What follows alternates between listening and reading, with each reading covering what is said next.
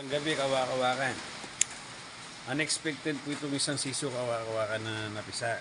Akala ko hindi po mapipisa pero ngayon po napisa po siya na na maganda. Ito po kawakawakan. Wow!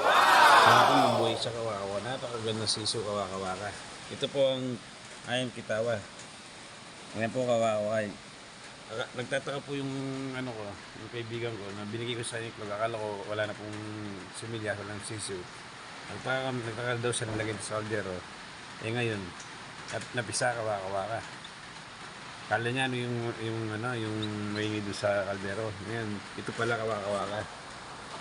Napakaganda manok kawakawa. Yan kawakawa sisiw. Ayan po, kawawa yung sisiw ng manok. Ayan.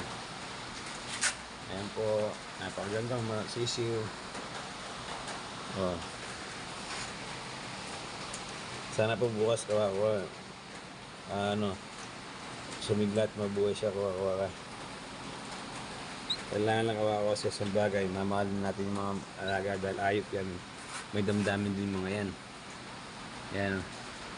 Lalagay ko muna po siya sa loob ng kwarto ko para po mainitan siya na maayos kawakawa.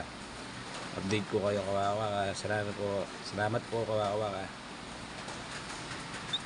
Lalagay muna po natin siya dito kawakawa. Amazing! Lugar na dito sa lugar po dito.